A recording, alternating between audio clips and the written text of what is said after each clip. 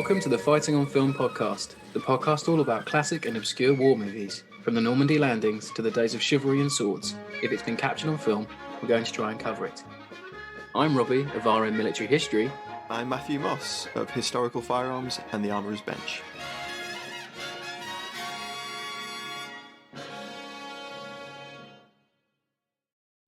Hello there, sorry to interrupt. I wanted to let you know that you can now join our supporting cast over on Patreon. As thanks for your support, you'll be able to help us pick films, submit questions for guests, have first pick on brand new and exclusive merch, and much more. Thank you for your support. Now back to the show. Hello and welcome back to Fighting on Film, and this week we are looking at The Wind and the Lion. Now, you could argue that this isn't a war film and it's more of an adventure film, but there's enough military elements in this and some really interesting colonial and historical context behind it that I think it definitely fits with the podcast. It's like a gunboat diplomacy film that goes hot. Yeah. Like, you know, and that's we're already a niche show, but we're getting mega niche this week. Yeah. You know. Yeah. I mean, we could do a month of those, sand pebbles. For poor listeners, we've already put them through Dirty Dozen December, and we've already put them through Merc Month and Anzac Month. I think there's at least we can only go so niche for these months, Matt. Just wait for Train Month. The Train Month is going to be fun when we get to it. It will. Okay, let's get into The Wind and the Lion. So, Rob, do you want to do cast and then I'll do production? Sure thing. Why not? Yeah. So, cast this week. So we have the legendary late Sean Connery as Muli Ahmed El Raisui, and he is the main villain of the film. But is he the villain of the film? It's a difficult one, and we'll talk about that later. So he's known for playing, obviously, the first incarnation of Bond in the 60s, up until 1971, and again in 83. He's no stranger to war films. If you listened to the show before, we've talked about him in The Hill. We've talked about him in Bridge Too Far. He's also in The Longest Day. And the 70s, for me, are perhaps one of the most interesting parts of his career because it's post-Bond and it's a kind of a golden period where you can just do what you want as an actor once you've done Bond. You can have the pick of the roles. I think it's like, for me, the most interesting things Daniel Craig's doing aren't Bond films. That's another discussion. But he was in the Anderson tapes in the 70s. He was in The Offence alongside Ian Bannon. They're both Sidney Lumet films, which I think is interesting for Connery. There's a lot of Lumet movies. And obviously, in the same year, 1975, as Wind and Lion, he does The King and I, which is another Rudyard Kipling-inspired adventure film. The Man Who Would Be King, not The King and I. The Man Who Would Be King, sorry. I'm leaving that in. I would love to see Sean Connery too. I always do that. I always get them just because it's got King in the title. Yeah, I know. But no, the Man Who Would Be King, obviously, with Michael Caine. And then Zardos, which is just a cult classic. Yeah. This is 2 years before Bridge Too Far.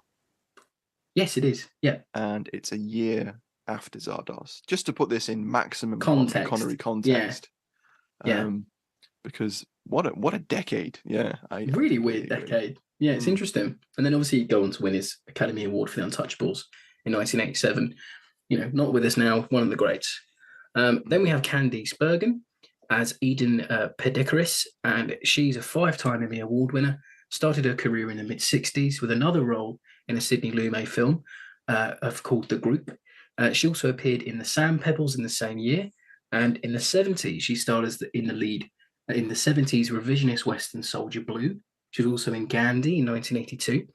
And then in 1988, she was cast in the long-running American sitcom Murphy Brown that I'd never heard of. No, I've not heard of that either. It was big. It ran for 10 years. Oh, okay. Made her a household name. And then more recently, I think it was from 2005 to 2008, she starred in Boston Legal. And she's also been in like loads of American TV stuff. I think she voiced her character of Murphy Brown in Family Guy. And there was loads of crossover episodes. I think she was in Seinfeld as Murphy Brown as well. It must have been quite popular at the time. Wow. Okay. One of those things that doesn't get outside the UK. That's something I do like about US TV, where they really do love a crossover. Oh, yeah. And also their TV can be so contained as well. You think it would be, well known. Anyway, but she's fantastic in this as Eden Pedicaris. I love the character. I'll talk about that more later. Then we've got Brian Kieth as Theodore Roosevelt. He's absolutely knocking out the park. It's like a spit of him. The best He's Roosevelt you'll ever see. without a doubt, even down to the cheesy grin that he gives. It's fantastic. He's perhaps best known for his role in the 1961 Disney film The Parent Trap, but he was also well known in like westerns in the 50s.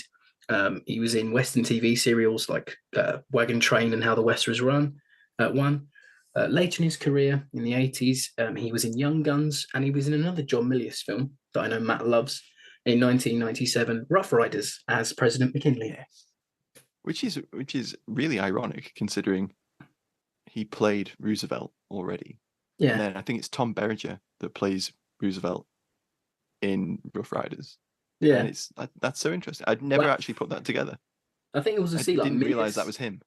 Yeah, no, Milius has like favorites, I think, because another guy was in a Milius film here, but he's also in an 80s American show called World War III, and he plays the Russian premier in it, which is like a Russian American series about if the Cold War had gone hot.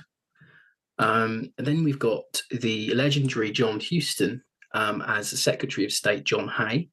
He's a two-time Oscar winner. Started his career in the 30s. For the Maltese Falcon in 1941 was his one of his first directing roles. And then during the war, he worked for the Army Signal Corps, directed 3 films, Report from the Aleutians, The Battle of San Pietro, and Let There Be Light. They're really important movies from the Second World War. And Let There Be Light was so controversial at the time that it didn't get aired till the 80s. His post-war credits include African Queen, Red Bag of Courage, the Red Badge of Courage, and Heaven Knows Mr. Allison, and obviously The Man Who Would Be King in the same year as this film. He's also an actor. His credits include being M in his version of Casino Royale in 1967, and he voiced Gandalf in the Lord of the Rings animated movies in the 70s, and he was in one war film, which was an Italian Euro war film called The Greatest Battle in 1978. Oh, he's really likable in this. He's one of those people whatever he's in, I love him. Just love John Huston and John Ford and all those guys who made films for the Army Signal Corps. They're all really interesting in their own right. You've got Frank Capra, as I said, John Ford, John Huston, and it molds them as people. And I think John Huston is really interesting as a person and a director. Not only for winning the Oscars himself, but coaching your kids and directing your kids to win Oscars themselves. Incredible. Yeah, that's probably true. That's a form of nepotism we've not seen in film since, I don't think. But in a good way, because I don't think John was like that. But it's just interesting to mention. Anyway, moving on, we have Stephen Canale as USMC Captain Jerome. He's best known for his role as Ray Krebs in Dallas, but as a Vietnam War veteran from the 1st Air Cavalry, he helped John Milius by providing his wartime experience for the scenes featuring Robert Duvall in Apocalypse Now, which is really interesting. Wow, cool. So he knew him from that. Then we have Vladek Shibal as the Bashir of Tangier. He's a Polish actor known for his role as the Grand Chess Master in Russia with Love. He was a friend of Sean Connery's. His war film work, starts in 1957 with the Polish war film Kanał. He was in Mosquito Squadron, and he played General Bratchenko in 1984's Red Dawn, which is also by Milius. The cast is quite big today, so what I'm going to do is I'm just going to run through them quite quickly. So we then have Roy Jensen as Admiral Chadwick, Nadim Sawala as the Sheriff of Wazan, David Fetty plays Vice Consul Richard Drayton, Mark Zuber, Sultan Abiziz, Anton St. John as Van Rockel. He's the German bad guy in this. We've got Deborah Baxter as Alice Roosevelt, Jack Cooley as Quentin Roosevelt, Chris Aller as Kermit Roosevelt, and Shirley Rothman as Edith Roosevelt. And John Milius has a blink and you'll miss it cameo as a one-armed military advisor. Speaking cameo, nonetheless. Speaking cameo, yeah. Very funny. Once you know it's John Milius, it's very obvious, but watching it for the first time, I was like, who's that dude? He looks really out of place. Oh, no, it's the director. I love that scene, actually. It's so good. It's so good. Talk about that later, hopefully. It is. It's very well cast, and it's very top-heavy casting, I must admit, for this. But everyone is bringing their A game. I would agree with that, I think. Connery being cast as a Berber prince is probably the most audacious thing you can imagine. Yes. Yet he somehow carries it off with a mix of like charm and suave. It really works. And a little bit of pathos, and it just does it. Yeah. He brings a real like well-roundedness to the character, which you may have lost if you'd had a different actor. And I'm not saying someone couldn't have pulled it off like that, but I just think it's not what you're expecting Connery to do. And obviously, he's just done Zardos, so anything is like possible. Yeah. But this is like, oh, okay, this can't, it works. You know, you're halfway through, like, I can get behind this Raisui chap and his, you know, his thinking. He's nuanced, isn't he? He has some surprising character traits, and it's not a caricature character. No, it's not. And the way his character is written to question the West and how they do things and say, look, they're no better than me. They just got better technology. It's very interesting. I really like that because the script is very sharp. It's very anyway, we should dive into production now, shouldn't we? Absolutely. So obviously we've already mentioned that it was written and directed by John Milius. And if you're unfamiliar with John Milius's work, his Wikipedia page is well worth a little bit of a read, because screenwriter on Apocalypse Now in 1941, writer and director of Red Dawn, 1989's Farewell to the King, co-wrote Geronimo, an American Legend, which we mentioned in a show and tell episode a while back. He wrote what I think is the second best Jack Ryan movie, Clear and Present Danger, because we've got Defoe and some Erdl. Oh yeah, cool. That's cool.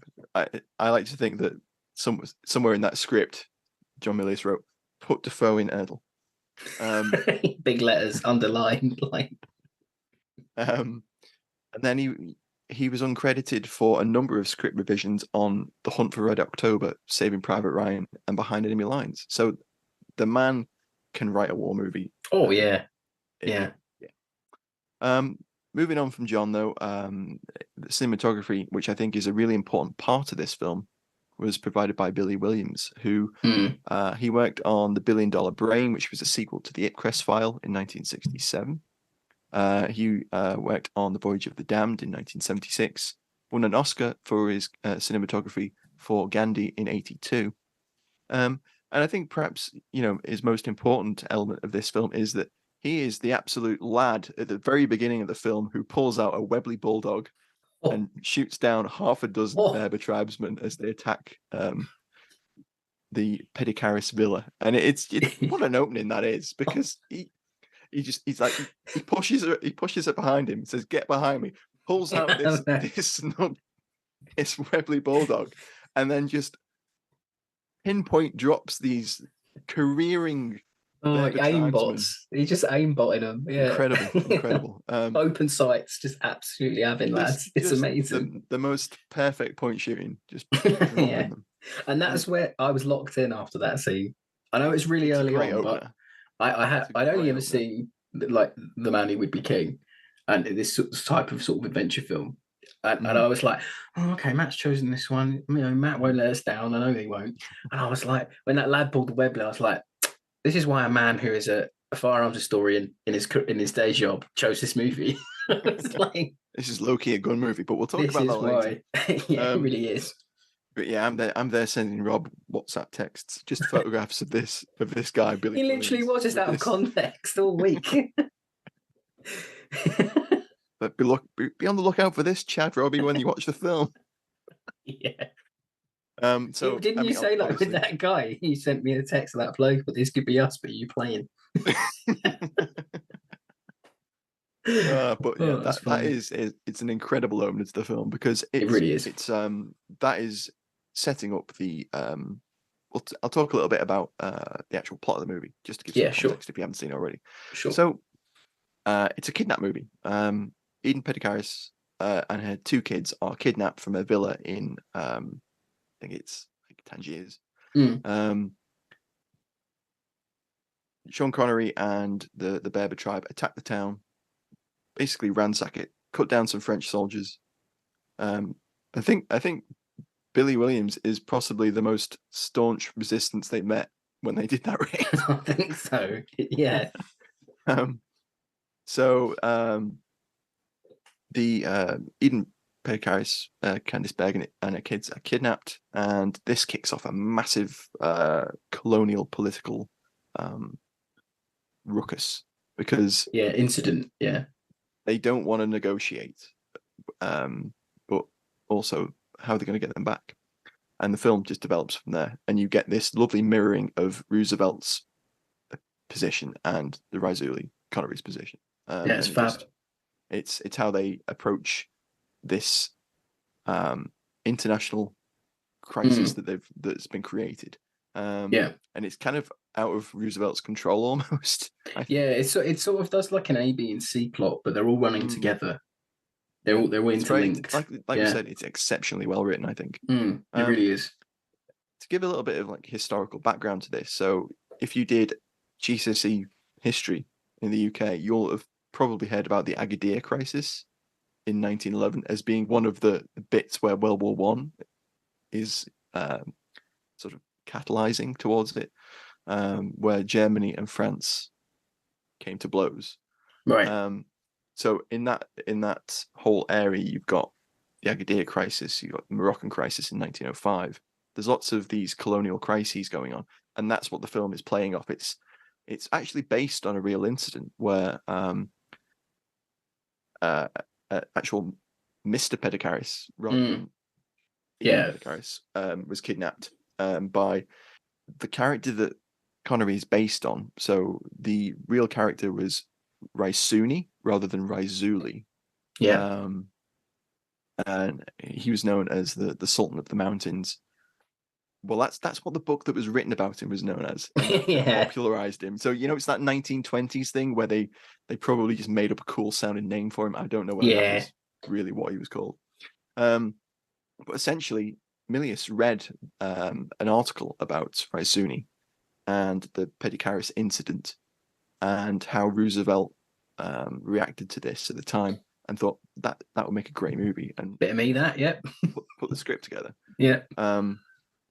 But of course, from reading the article, he then found Rosita Forbes's 1924 book, the El Raisuni, the Sultan of the Mountains, and then from there the idea grew, and it became Eden rather than I think it was Ian Pedikaris, and his stepson that was kidnapped originally in reality, and then obviously strong female lead, couple of kids.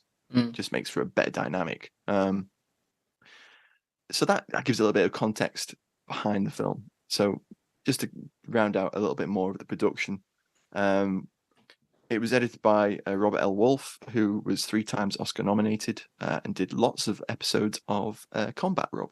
Oh, wow. Great. Yeah.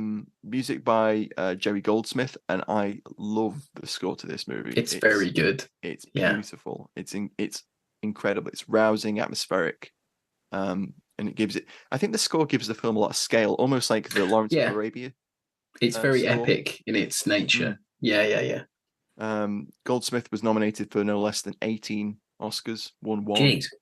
Wow. His war movie scores include In Harm's Way, Von Ryan's Express, The Blue Max, Sam Pebbles, Patton, Tora, MacArthur, Inchon, First Blood, Rambo First Blood Part 2, Small Soldiers, and amazing. I know. Oh, the last cast was underrated. Jerry Goldsmith's work. Yeah. He's one of the best score writers there ever has been, and very good, fabulous. And I think the score for this is amazing. It's good. It was shot in 13 weeks, with a lot of the filming being done in Spain, around Seville, Granada, Almeria, Madrid, doubling for Tangier and Fez, and the Washington scenes were also filmed in Madrid. I think they took over a rather nice hotel that stood in the White House. It all looks decent, doesn't it? It doesn't look like it's Spain, and it stands in really well. The Marines in the scene where they take the is it the palace, it's is it the Sultan of Tangier? That's it. Yeah, Bashir. Sorry. Yeah, that's it. That scene was filmed with Spanish troops. They're Spanish. Yep. All of those Marines are Spanish. Wow. Along with a handful of US Marine and Navy personnel from Cadiz Naval Base. Mm-hmm. And they did that whole sequence. I like that scene. We'll talk about that later. It's good, isn't it? Yeah. In terms of nominations, the film was nominated for a Oscar for Best Score for Goldsmith, Best Sound Mixing. It was also nominated for a BAFTA for Score again from Goldsmith, and the Writers Guild of America award for Best Original Drama for Milius. He was nominated but didn't win, which is a shame. I think this film kind of deserves a little bit more. When it a little comes bit more praise, the nominations and awards. But, yeah. So that rounds out production. Okay, so on to the retro review. So this week we have our good friend Arthur Thrickle, or Thurkle. It's Arthur Thurkle, I think.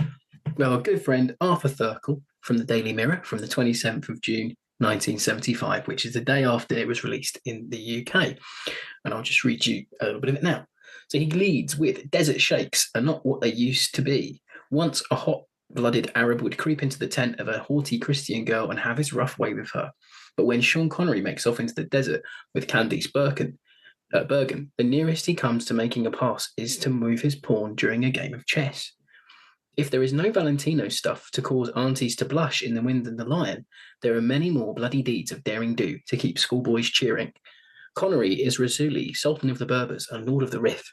He prays to Allah 5 times a day, but it struck me that Allah must have been puzzled to hear the sheikh tackling with a Scottish accent.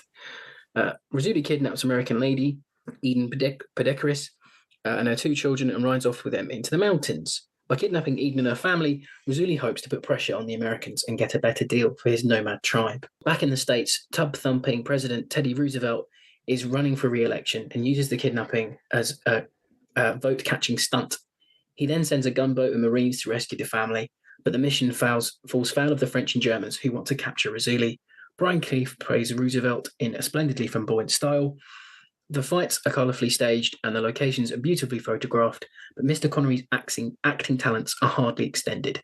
I'm afraid that he and his Arabs may have given me the impression of a stranded touring company of the Desert Song waiting to get their new show on the road. Did he want a slightly 1940s film where it's a pastiche of? I kind of felt that's what he thought he was getting. Yeah. I don't know. I think although the role is kind of whitewashed with casting Connery, I think, but it's not. I don't think it's whitewashed as hard as it could have been. No. He brings some serious effort to it, I think. Yeah, and one of the things I did read about Connery preparing for the role is he read up on Islam for the film. Right. Okay. Which I don't know whether every actor would have done. But he obviously there are a number of scenes in the film where they talk about Allah and they talk about spirituality. Yeah. And I think him doing a little bit of reading around that perhaps maybe coloured some of that and gave it a little bit more body to it. But yeah, not a bad review. I mean, he succinctly sums up a very complex colonial. Yeah, it's not a scather, but I feel like maybe he was eyeing up the free bar afterwards before the end. Anyway, so we're on to the one-word reviews again with another nice crop of one-word reviews. Thanks everybody again. So Ross Parrish goes with Theodore. Monkey Rotica goes with Windrific. Nick Delaquip says Unseen, winky face. Ivan Sordo goes with Marines.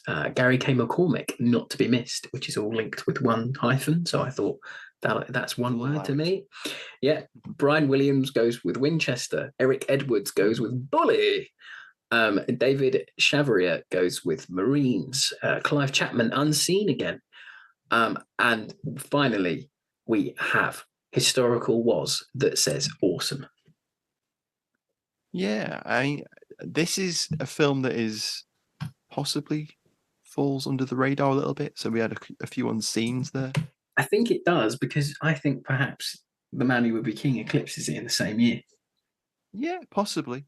But you know what? I think The Wind and the Lion is on TV here in the UK, at least, almost more than The Man Who Will Be King, because Oh yeah, without a doubt. Yeah. the Man Who Will Be King is it's kind of like, oh, The Man Who Will Be King is on, but where with The Wind and the Lion, it's like, oh look, The Wind and the Lion's on.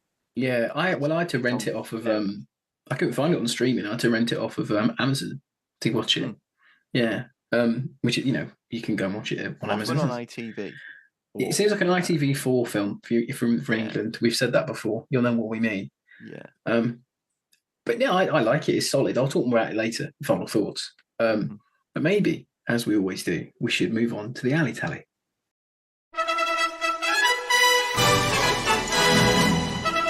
It's time for Alley Tally on Fighting on Film.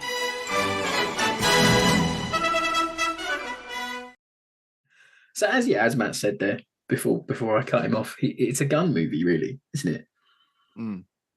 But it's a gun lover, and we know that much. And there's an attention to detail in this film which is very, very good. There's a number of scenes that make it stand out, and you can tell that he's wanted to get that in.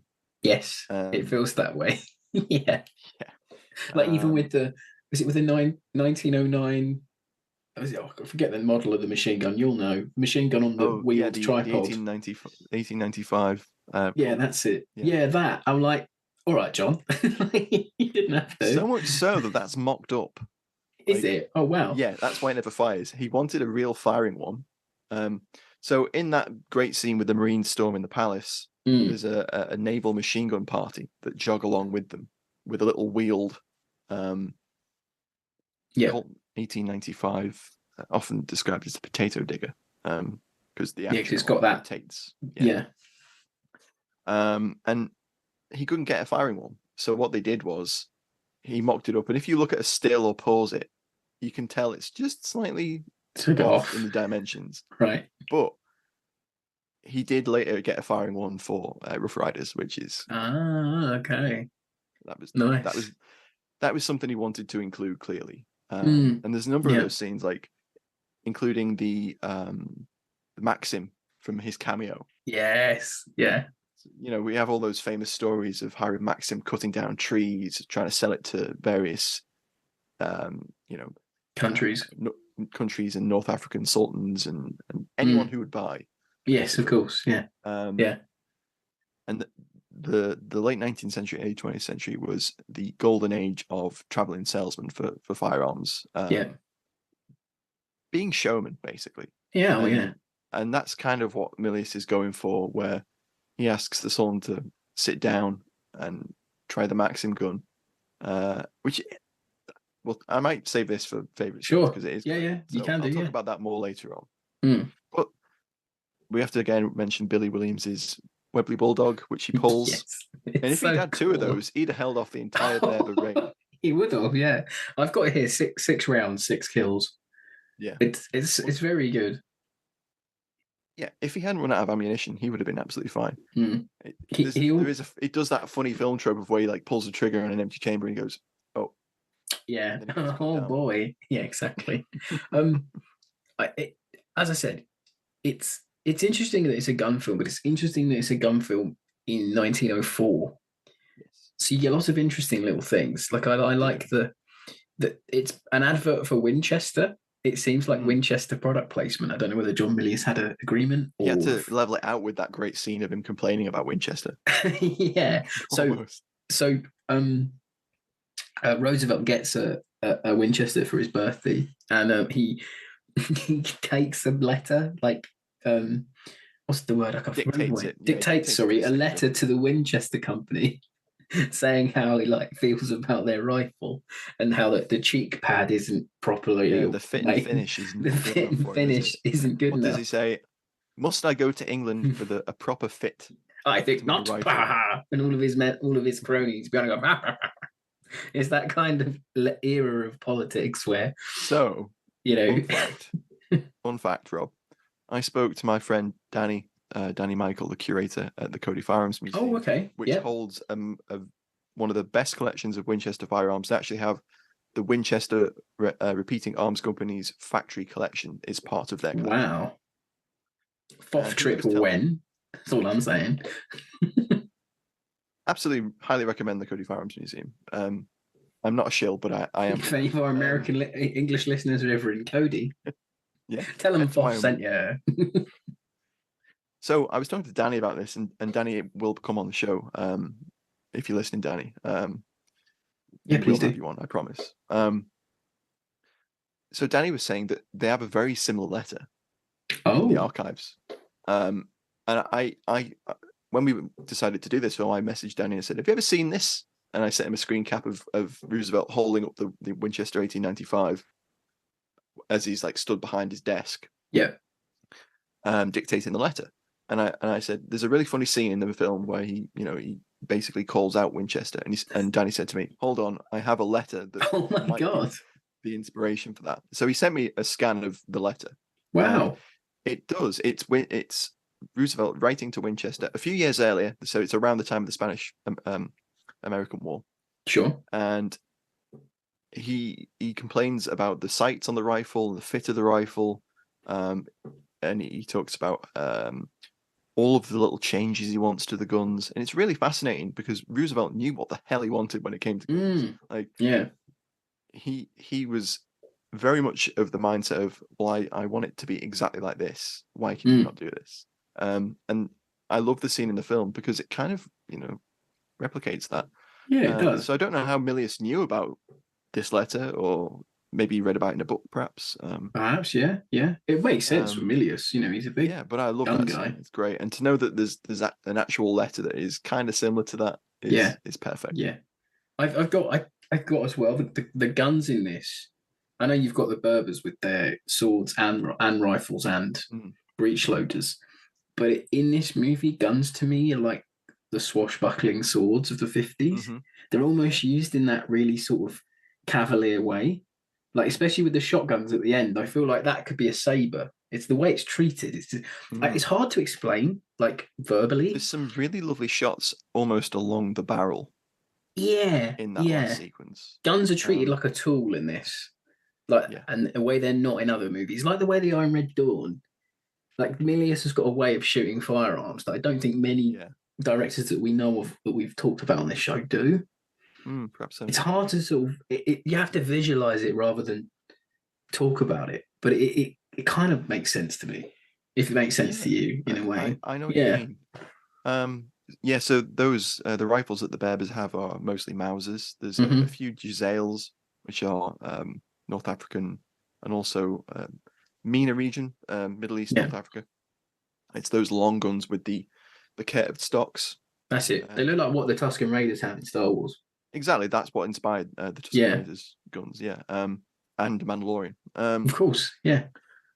So they have those. The Germans have this really gorgeous Swedish Mauser, the 1894, which has like an SMLE's front sight protector on it. It does a bit, but it's a carbine, and they're so gorgeous. The thing is, when I watched this movie, like I knew Matt was sitting there in his front room with a pot of tea and biscuits, just going, "Yep, that's another great gun there. Yeah, lovely." just know it. I mean, that is very true, but I'm also going to have to, give a shout out to the fact that it all feels very authentic. Like I know that the Swedish 1894 wasn't used by German soldiers in North Africa, but it looks good, and the uniforms look good. It's fine. Yeah, it just doesn't break immersion. That's a good thing. Everything's got a lot of thought put into it.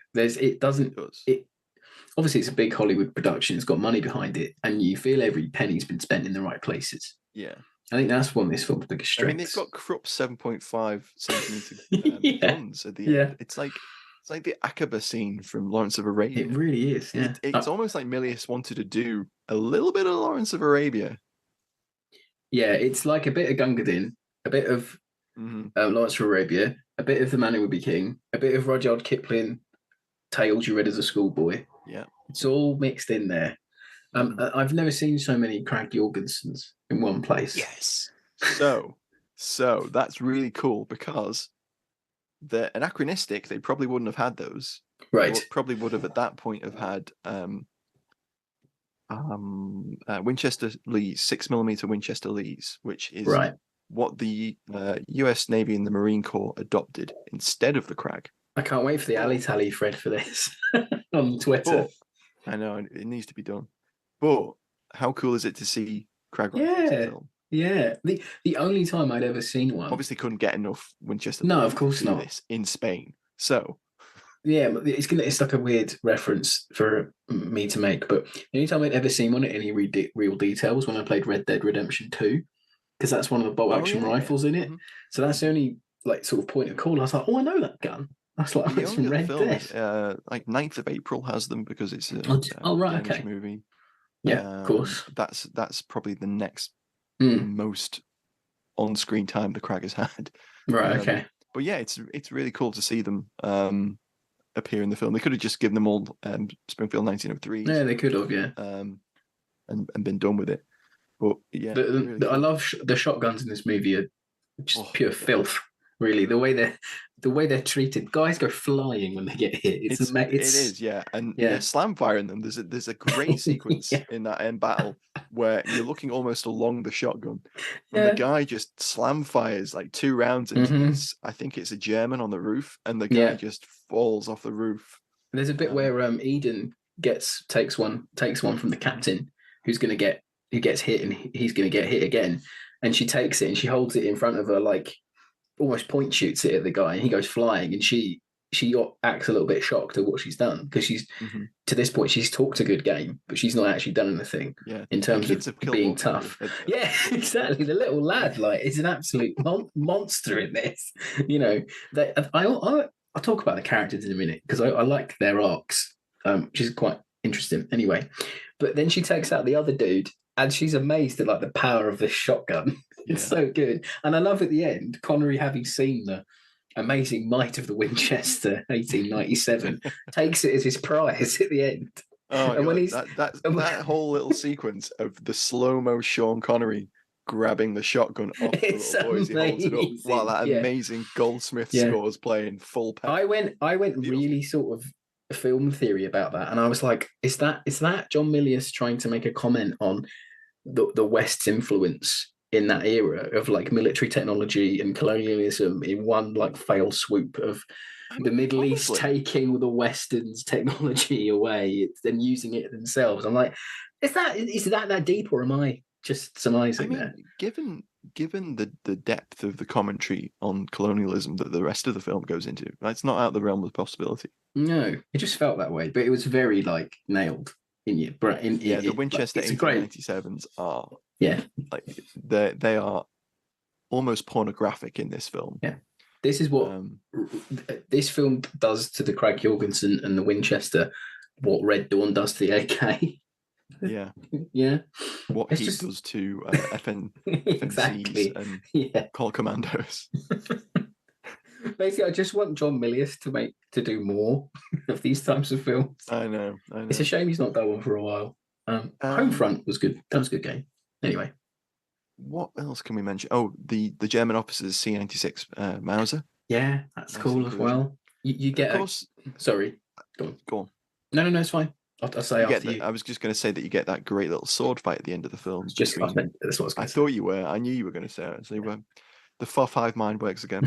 I know. But yeah, you get a little bit of a sword fight, and it's one of those moments where it's two warriors. Like the German officer could shoot Connery, but he decides not to and draws his sword. And it's an interesting one because obviously they're both warriors, and there's almost a respect at the end of it because Connery spares him and salutes him with the sword. In fact. Yeah. Just like the German officer did at the beginning. It's an interesting sequence. It is, but I like that because you get everything. Then you've had a gunfight, you've had a more of a military style sequence, a war movie military sequence. Then you get the Berbers charging, so you get that, and that's reminiscent of all those Bo Guest type of films. Yeah, totally. And then you get. You get the pomp and circumstance of the Americans marching in and doing what America does, and I think that was Milius's little hint at America world policing there, like even before that period, that became a real thing in the 80s and 90s. So there's a lot going on in this film, and I think maybe we should go to favourite scenes and we'll talk about it a bit more. Yeah. Hello, I'm Al Murray, and you're listening to Fighting on Film, the world's #1 war film podcast. I got to admit, I don't have a favourite scene, but I have favourite moments because I did like the movie. I love all of John Huston's scenes as John Hay. Yeah, he's just playing. He's not a lackey. He's playing the guy who John Hay actually served like for a hell of a long time in American politics. And John Huston just plays this guy with ease. He doesn't get many lines, but the lines he does get are really good. He's just got this authoritative nature about him. And the fact it's John Huston, I can't see past it when I see the character. I know. But he gets one of the funniest lines in the movie when Teddy at the end, Teddy Roosevelt wants to be alone with his bear, and he gives the lads this like shit-eating grin, like he's won the day, he's going to win the election, happy as Larry. And John Hay, Huston, brings him down to earth almost with a line by saying, I trust like he was a Democrat, like implying the bear is like an opponent. So I kind of like that. That's really funny. But then the real thing that I did enjoy, it's not something we see in 60s, 50s, well, maybe 60s movies, but you do see them in a few, but it's not the general thing that you see. So the character of Eden by Bergen, she just bucks the trend of that damsel in distress that you're expecting at the start. Totally, yeah. And I love it. From the line from the get-go, she's laughing at Raisui, not taking him seriously, as if he's some like third-rate pantomime villain. And that's how the America might or the West might see this person, and they might take them seriously. Yeah. And then she grows to respect him, but also she's telling him throughout the film, look, you can't win. The West is going to come and get you. You can't win. You can't possibly do this. But it's her lines like, I'm no coward. If you or these men should lay a hand on me, I will try with all my strength to kill you. Yeah. And I love it. And it's just the way her lines are written, the way she speaks, she feels like a person in that time period who's grew up totally, in that class of people. Very headstrong woman. I really enjoyed her character. Every time she wasn't on screen, I was like, come on, I want to see her. She reminded me of Princess Leia. That's how I can say. Yeah, it's a very, very strong, well-written female character. She could have played Leia, I think, the actress. Yeah, possibly so. Yeah, if you consider, there's a scene at the end of the film where she fools the Marine Corps captain into letting his guard down, steals his pistol, takes all the Marines' guns, and basically says, "You aren't going to help the Raisui because the Raisui has been captured by the Germans." Yes. Essentially, he takes Eden and the kids to be handed over to get his ransom, and it's a double cross. And the Marines aren't going to save him because why would they? They just see him as they're like turning on their agreement, the kidnapper, keeping him safe anyway. Yeah. But they're also spoiling for a fight with the Germans apparently, which isn't really grounded in anything in the film, but they're gung ho enough about it that you're just like, okay, whatever. But he's that captain is the most ruthless. Like, he's almost like a pirate himself. The way they present him, like he could be played by Errol Flynn. He's that type of character. Oh, I know. He's very interesting in the way. War happy. I'll talk about that scene in a minute where they a world war. Oh no, I was Yeah. thinking of a different scene. It's just the nonchalant nature of marching up to the front of that palace and just shooting those guards who haven't even provoked you. It's just such. I'm like, I know. There's a succession of those sequences, but just to get back to the one I was going to talk about Teddy Karras, is that she takes the shotgun off him and he goes, "Do you know how to use that?" And she says something like, "I've shot quail in." That's it. It's a great line. And, pheasant in Scotland. Yeah, I think I know how to use this. It's great. And she's like, "Me and my kids are going to go and rescue the Raisui now." So he kind of has to be like, "No, okay, we'll throw in with you. We'll help." That's great. It's good. It's great. And I also totally agree. Yeah, really, quite rounded out and robust as a character.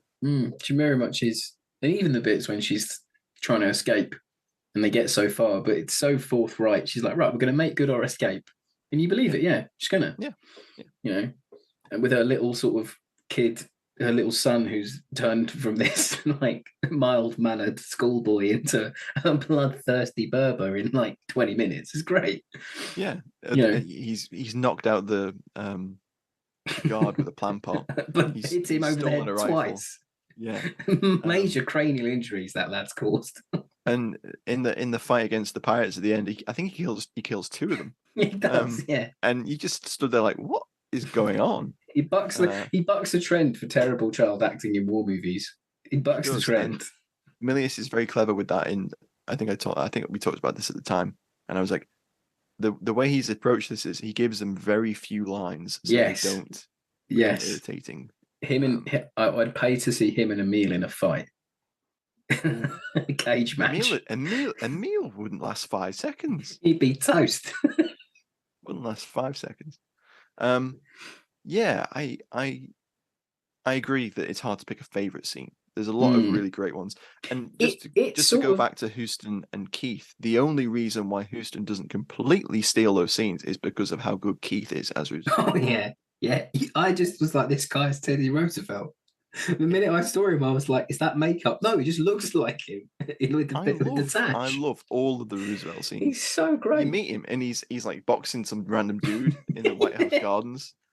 And then the next time you see him, he's on a shooting range. Yeah, with a Martini Henry. And then sporterized version. Yeah, he's got like a little shoots and target Martini Henry. And then he pulls out I think it's a Springfield or no, it's not. It's another Mauser. It's another Mauser. Yeah, I think it's a Spanish Mauser. And his daughter says, "Why are you closing your eye, father?"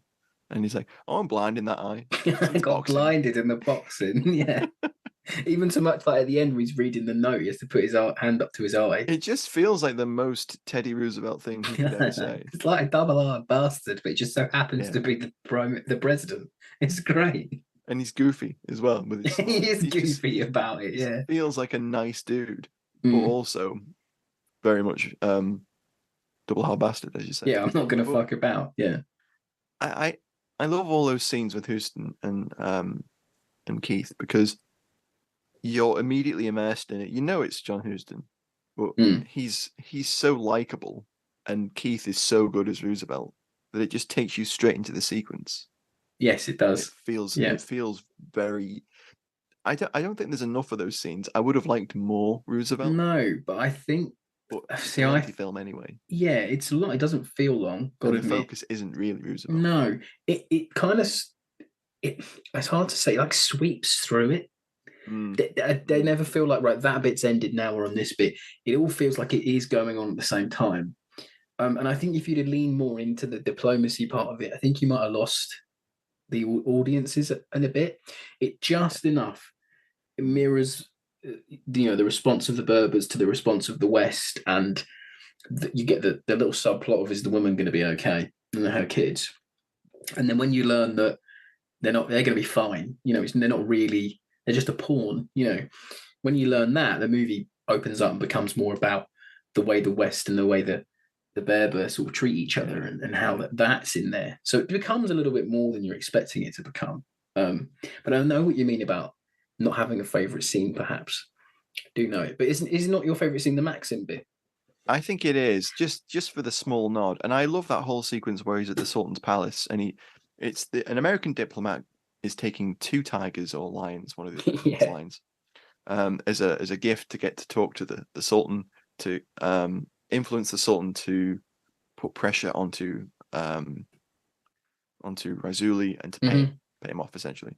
Yeah. So he takes these 2 lions and he's talking to a servant that leads him through the palace, and you get this really nice shot of him walking through the corridors, and then just off in the distance, in another room, a few meters away, there's an actual train inside the palace. Like he's been gifted a train by some European country, and there's no way that he can run this anywhere.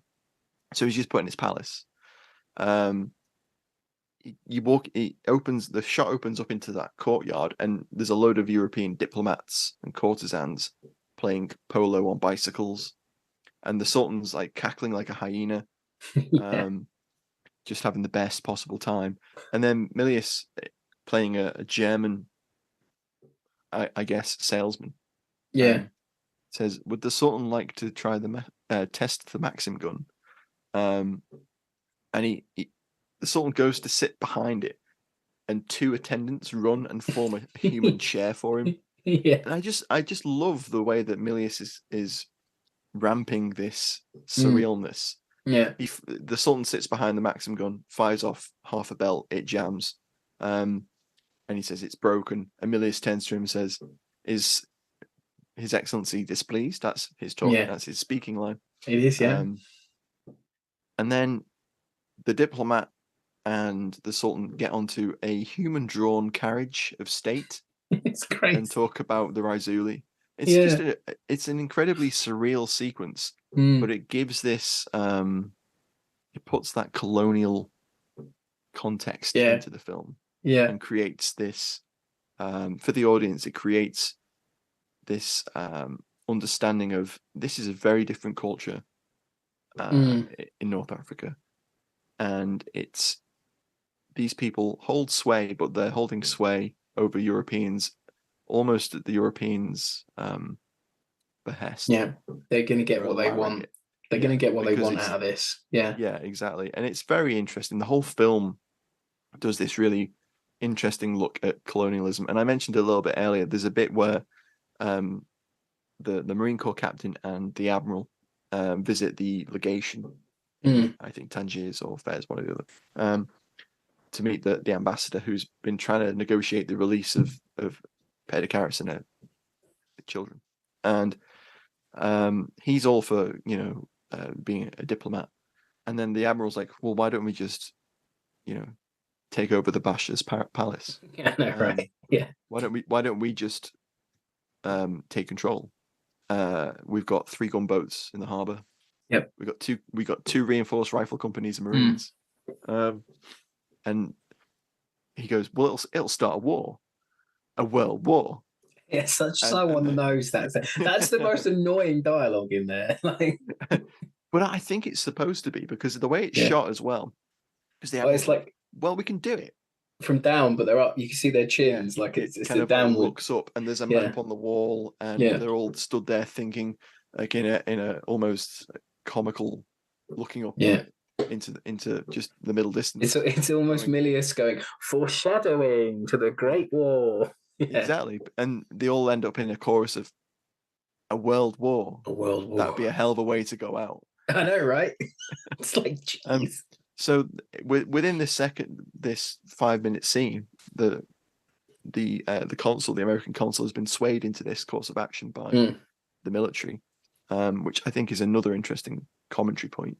And you get this great sequence of where they're attacking the palace, and they start off at the harbour, and there's this drum beat from the Navy band that accompanies the advance, and they basically double through the port, don't they? Yeah. You get that. That's an extended. That feels too. It feels too extended not to be making a point. Yes. Oh, it's totally making a point. I think I definitely agree. It starts slow, and they're moving the locals out of the way gently. Then they they're running at the double, and there's people getting pushed into shops, and they don't care. Yeah, people are getting hit with rifle butts. By the time they get to the palace, the band is like way behind. They've left. Yeah, the band aren't there anymore. Yeah. The band arrives just as the battle's over, actually. They do. And they line up these 2 reinforced rifle companies in front of the palace, and the guards are kind of like, "What's going on?" The lad's like, One of them kind of like brings up his rifle. Yeah. And they're all like looking at one another, and then Captain Jerome just gives the order to fire. He goes, hostiles to the left. They all like 100 crags just drop this tiny palace guard, and then there's a bayonet fight. They bayonet charge like a line of dead bodies. It's amazing. Like, and that for me is like, obviously you're poking fun at the way that it's just spiraled really quickly, and it didn't have to. Yeah. Like it's very interesting. And I think it's maybe I don't know if Milius intended it, but it's showing that whole sort of gunboat diplomacy thing, and sort of politics by rifle, showing that up for all it's worth. It's very good. Totally. And yet it's still a very enjoyable swashbuckler at its heart. It is, and that ending is a really good way of rounding out the film. It's an exciting end to the movie. You've got a flavour of Lawrence of Arabia with the Berbers charging, fighting the Germans. Yep. Obviously not Turks in this film, but no, the Germans are wearing uniforms similar to the Turks, I would say. A little bit. They've got like their colonial sort of tropical uniform. Yeah. So I think there's definitely flavours of it. So, I mean, final thoughts. It sounds like, doesn't it? Really, we're getting into it. We're getting there, aren't we? I think there's a lot of really interesting commentary. There's a great line from Connery where he says, "The Europeans have guns that fire many times promiscuously." Or was it promiscuous? Yeah, promiscuously. Yeah. He does. That's it. And I think that's a really interesting line because there's this conversation with Perdicaris where he asks her, "What kind of rifle does Roosevelt shoot?" And she's like, "A Winchester." Winchester. I have no knowledge of this weapon. Yeah. There's a lot of discussion about European technology and that kind of thing, which I think is really underlines that. It's spot on. Commentary. It really does. I mean, for me, like final thoughts this week, it's a solid film. I enjoyed it. It doesn't breeze by. I must admit, it's not a long 2 hours, but it's a long film. You feel it. Yeah. But then you feel it is all leading somewhere. It's not. I was worried that I would find it too long in places or I'd lose interest. Because before Rob watched it, I was like, is this going to be one of those occasions where Robbie watches the film in multiple sittings? No, I did it in one sitting. It's just the pace isn't there, but I think the pace is there. No, it is. It is good. It is well paced, and the story and plot of everyone. Will they? Won't they? Will they send troops in? Is enough. As I said, I still think from the favourite scenes, it's a film of good moments. It's not a film of great scenes, but it's a film of good performances. And I think if you like any of the main trio of actors, I think you'll enjoy this. If you want to see one of the better representations of an American president on screen, it's definitely for you. If you're a Sean Connery fan and you haven't seen him in many things other than Bond, as well as The Hill and The Offence by Sidney Lumet, I would recommend this for Sean Connery fans if you've not seen him, because you won't see him like this again. Playing a villain with a bit more nuance than you get usually. Yeah, and he's charismatic as ever. Oh, without a doubt. Yeah, you root for him after the first half hour. Totally, you're like, totally. Yeah, you're vibing with the Raisui all the way to the end. It's not brand new sentence time, everyone. It just reminded me of an Errol Flynn swashbuckler, a hornblower type movie. If you like the Man Who Would Be King, you'll love this. And Matt said when we sat down to devise this episode, it's a Sunday afternoon film. I think that's my crux of it. Yeah, definitely. It's a really solid historical epic. Yeah, and okay, Connery perhaps isn't the best casting for this, but he brings a lot to the role, and he's charismatic. As I said, he's charismatic. Exactly. Yeah, and he brings a lot of pathos and a lot of nuance, subtle nuance to it, which I think is what this film needs. And I think the film is more than just one of those historical epics where it's like, okay, yeah, this is happening, that's happening, over.